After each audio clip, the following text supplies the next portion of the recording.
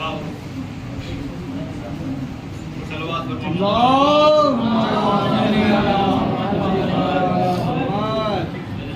आज हमारा मौजू मस्जिद के अहकाम के सिलसिले में है। मस्जिद से मुताल्लिक़ चंद अहकामात आपकी खिदमत में अर्ज़ करना है। मस्जिद की ज़मीन चाहे वो अंदर की हो, अंदरूनी और बैरूनी छत और अंदरूनी और बैरूनी दीवार को नजिस करना हराम है। मस्जिद का कोई भी हिस्सा नजिस करना हराम है।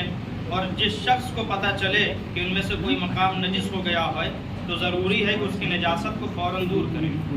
और एहतियात मुस्तहब यह है कि मस्जिद की दीवार के बैरूनी हिस्से को भी नजिस न किया जाए, और अगर वो नजिस हो जाए तो नजासत का हटाना लाजिम नहीं, लेकिन अगर दीवार का बैरूनी हिस्सा नजिस करना मस्जिद की बेहुरमती का सबब हो तो क़तअन ऐसा करना हराम। यानी चाहे मस्जिद के अंदर का हिस्सा हो या मस्जिद के बाहर का हिस्सा हो, अगर वो नजिस हो गया हो तो उसे पाक करना ज़रूरी है और वाजिब है। और इस कदर नजासत का ज़ाइल करना कि जिससे बेहुरमती ख़त्म हो जाए ज़रूरी है। यानी कोई ये देख के ये ना कहे कि मस्जिद की दीवार नजिस है। मस्जिद की अगर बेहुरमती हो रही हो तो हर इंसान का फरीज़ा है कि उसकी बेहुरमती को दूर किया जाए। कोई भी नजिस चीज़ या कुछ ऐसी दूसरी चीज़ें हैं तो उन्हें वहाँ से हटाया जाए। अगर कोई शख्स मस्जिद को पाक करने पर कादिर ना हो, यानी वो काम नहीं कर सकता है, माजूर है, चल नहीं सकता, उठ नहीं सकता, धो नहीं सकता है, तो और उस पर नजासत का हटाना ज़रूरी नहीं है चूँकि वो मजबूर है। लेकिन अगर किसी तक खबर को पहुंचा सकता है, किसी को बता सकता है कि हाँ फला आदमी ये काम कर सकता है, तो ज़रूरी है कि उस तक वो खबर पहुंचाए ताकि मस्जिद की दीवार वगैरह जो भी नजिस हुई है उसको पाक किया जा सके। अगर मस्जिद की कोई जगह नजिस हो गई हो जिसे खोदे या तोड़े बगैर पाक करना मुमकिन ना हो तो ज़रूरी है कि उस जगह को खोदें या तोड़ें, जबकि जुज़वी तौर पर खोदना या तोड़ना पड़े या बेहुरमती का ख़त्म होना मुकम्मल तौर पर खोदने या तोड़ने पर मौकूफ़ हो। यानी अगर मस्जिद के अंदर का हिस्सा भी नजिस हो गया हो तो उसे खोद कर पाक किया जाए। अगर दीवार के अंदर का हिस्सा नजिस हो गया हो तो उसे तोड़कर अंदर का हिस्सा पाक किया जाए। और अगर बगैर तोड़े पाक हो सकता है तो बगैर तोड़े पाक करें, लेकिन अगर तोड़ के पाक करना पड़ रहा है तो भी उसको खोदे और तोड़कर मस्जिद के अंदर का हिस्सा भी पाक करना ज़रूरी है। जो जगह खोदी गई हो उसे पुर करना, यानी फिर उसे भर देना, और जो जगह तोड़ी गई उसे तामीर करना वाजिब नहीं है, लेकिन पाक करना वाजिब है। पाक करना वाजिब है। अगर खुद गई है या टूट गई है तो उसको दोबारा से तामीर करना ज़रूरी नहीं है, लेकिन अगर से ये इंसानी फरीज़ा है, भाई अल्लाह के घर में आदमी आ रहा है, इबादत को अंजाम दे रहा है, तो जाहिर सी बात है उसके घर का ख्याल करना भी ज़रूरी है।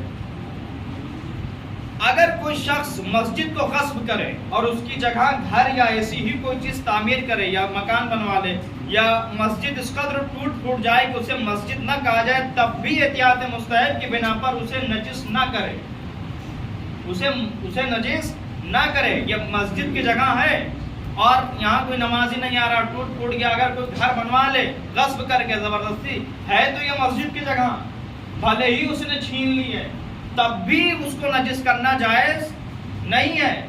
वो अलग बात है कि उसने मस्जिद की ज़मीन को गस्ब कर लिया है, वो परवरदिगार आलम के नज़दीक जवाबदेह होगा।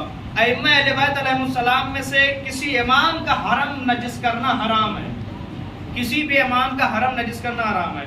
अगर उनके हरमों में से कोई हरम नजिस हो जाए तो उसका नजिस रहना अगर उसकी बेहुरमती का सबब करार पा रहा है तो उसको पाक करना वाजिब है, उसको पाक करना ज़रूरी है। अगर मस्जिद की चटाई नजिस हो जाए तो ज़रूरी है कि उसे धोकर पाक करें, और अगर चटाई धोना मुमकिन ना हो और उतना हिस्सा काटना मुमकिन हो तो ज़रूरी है कि उतना हिस्सा काट कर अलग कर दिया जाए, नजासत का हिस्सा काट कर अलग कर दिया जाए।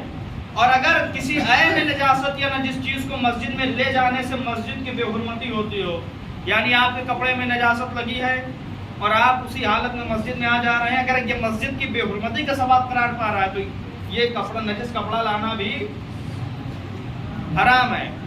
किसी बर्तन में नजासत लगी हुई है या किसी और चीज़ में नजासत लगी हुई है और आप उसको मस्जिद के अंदर लेकर आ रहे हैं तो ये भी जायज़ नहीं है। अगर मस्जिद में मजलिस आज़ा के लिए क़िनात लगाई जाए کالے پردے لگائے جائیں، فرش بچھایا جائے اور سیاہ پردے لٹکائے جائیں اور چائے وغیرہ کے سامان اندر لے جایا جائے، اگر یہ چیزیں مسجد کے بے حرمتی کا سبب نہیں بن رہی ہیں یا مسجد کے تقدس کو پامال نہیں کر رہی ہیں تو کوئی حرج نہیں ہے. اور اگر یہ مسجد کے تقدس کو پامال کر رہی ہیں تو یہ سارے کام کرنا بھی مسجد میں صحیح نہیں ہے. مسجد کے دروازوں، کھڑکیوں اور دوسری چیزوں کا بیچنا حرام ہے. مسجد کے دروازوں، کھڑکیوں، دوسری چیزوں کا بیچنا حرام ہے. اور اگر مسجد ٹوٹ پھوٹ جائے تب بھی ضروری ہے کہ ان تمام چیزوں کو اسی مسجد کے کام میں لایا جائے. دروازے، کھڑکی یا اور بھی دوسری چیزیں جو مسجد کی ہیں ان کو بیچنا حرام ہے، ذاتی استعمال میں لینا حرام ہے. اگر وہ مسجد پھر سے بنائی جا رہی ہے تو بھی ضروری ہے کہ ان تمام سامان کو اسی مسجد میں پھر سے استعمال کیا جائے. اور اگر اس مسجد کی کام کی نہ رہی ہو، یعنی مسجد اتنی اسٹینڈرڈ بنائی جا رہی ہے کہ اب یہ سامان مسجد کے کام کا نہیں ہے، تو ضروری ہے کہ اس سامان کو کسی دوسری مسجد میں دیا جائے. اور اگر کسی دوسری مسجد کے بھی لائق وہ سامان نہیں ہے تو اب اس مقام پر اجازت ہے کہ اس کو بیچ کر جو پیسہ آئے اس پیسے کو اسی مسجد میں لگایا جائے. مسجد کا تعمیر کرنا اور ایسی مسجد کی مرمت کرنا جو مخدوش ہو مستحب ہے، یعنی ٹوٹی پھوٹی مسجد کا پھر سے بنانا مستحب ہے. اور اگر مسجد اس قدر مخدوش ہو کہ اس کی مرمت ممکن نہ ہو تو اسے گرا کر دوبارہ مسجد تعمیر کیا جا سکتا ہے. اور اگر مسجد ٹوٹی پھوٹی نہ ہو تب بھی اسے لوگوں کی ضرورت کی خاطر اگر چوڑا کرنا ہے، بڑا کرنا ہے، جگہ کم ہے تو بھی اس میں تعمیری کام کیا جا سکتا ہے، مسجد کو وسیع کیا جا سکتا ہے. مسجد کو صاف ستھرا رکھنا اور اس میں چراغ جلانا مستحب ہے. اگر کوئی شخص مسجد میں جانا چاہے تو مستحب ہے کہ خوشبو لگائے اور پاکیزہ اور قیمتی لباس پہنے اور اپنے جوتے کے تلووں کے بارے میں یہ تحقیق کرے کہ کہیں یہ نجس تو نہیں ہے. ہم مسجد میں جا رہے ہیں تو اپنے جوتے اور چپل کے تلووں کے بارے میں بھی آدمی تحقیق کرے کہ کہیں ہم نجس چپل پہن کر مسجد کے اندر تو نہیں جا رہے ہیں. اور مسجد میں داخل ہوتے وقت مستحب ہے کہ پہلے داہنا پیر اندر رکھے اور نکلتے وقت مستحب ہے کہ پہلے بایاں پیر باہر نکالے. جب کوئی شخص مسجد میں داخل ہو تو ضروری ہے کہ 2 رکعت نماز تحیت و احترام مسجد کی نیت سے نماز ادا کی جائے، چاہے عورت ہو چاہے مرد ہو. اگر مسجد میں آ رہی ہے تو ضرور مستحب ہے کہ 2 رکعت احترام مسجد کے لیے نماز ادا کی جائے. اور اگر نماز واجبہ پڑھنے کے لیے وہ آ رہا ہے، واجب نمازوں کو پڑھنے کے لیے آ رہا ہے تو وہ کافی ہے اس کے لیے، تب وہ 2 رکعت نماز پڑھنا اس کے لیے مستحب تو ہے. پڑھے گا تو ثواب ملے گا لیکن ضروری نہیں ہے. اگر انسان مجبور نہ ہو تو مسجد میں سونا یا آپ ذرا اس بات پر دھیان دیں، اگر انسان مجبور نہ ہو تو مسجد میں سونا، دنیاوی کاموں کے بارے میں گفتگو کرنا، بات چیت کرنا اور کام کاج کرنا اور ایسے اشعار پڑھنا جن میں نصیحت اور کام کی کوئی بات نہ ہو تو مکروہ ہے. مسجد میں عام بات چیت کرنا مکروہ ہے، مسجد میں سونا مکروہ ہے، مسجد میں فضول اشعار پڑھنا مکروہ ہے. نیز مسجد میں تھوکنا، ناک کی آلائش پھینکنا، بلغم تھوکنا بھی مکروہ ہے، بلکہ بعض صورتوں میں حرام ہے. اگر مسجد کی بے حرمتی کا سبب قرار پا رہی ہے مسجد میں تھوکنا یا یہ سارے کام کرنا تو مسجد میں یہ سب کام کرنا حرام ہے. اور اس کے علاوہ گمشدہ کو تلاش کرتے ہوئے آواز کو بلند کرنا بھی مکروہ ہے.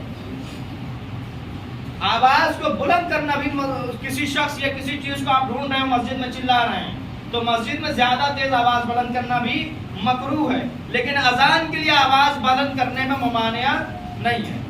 اچھا، دیوانے کو مسجد میں داخل ہونے دینا مکروہ ہے اور اسی طرح اس بچے کو بھی داخل ہونے دینا مکروہ ہے جو نمازیوں کے لیے باعث زحمت ہو. جو نمازیوں کے لیے جو بچہ باعث زحمت ہو اس بچے کا مسجد میں آنا، اس کا لانا مکروہ ہے، یا احتمال ہو کہ وہ مسجد کو نجس کر دے گا تو بھی اس کو مسجد میں لانا مکروہ. ان دونوں صورتوں کے علاوہ بچے کو مسجد میں آنے دینے میں کوئی حرج نہیں ہے. اگر بچہ مسجد میں آ رہا، نمازیوں کے لیے زحمت نہیں بن رہا ہے، اگر وہ احتمال نہیں ہے کہ مسجد کو نجس کر دے گا تو اس کو لانے میں کوئی حرج نہیں ہے. اس شخص کا مسجد میں جانا بھی مکروہ ہے جس نے پیاز، لہسن یا ان سے مشابہ کوئی چیز کھائی ہو کہ جس کی بو لوگوں کو ناگوار گزر رہی ہو. اگر اس کی بدبو منہ سے آ رہی ہے، اس کی بو منہ سے آ رہی ہے پیاز اور لہسن وغیرہ کی، تو اس حالت میں بھی مسجد میں آنا مکروہ ہے. صلوات پر محمد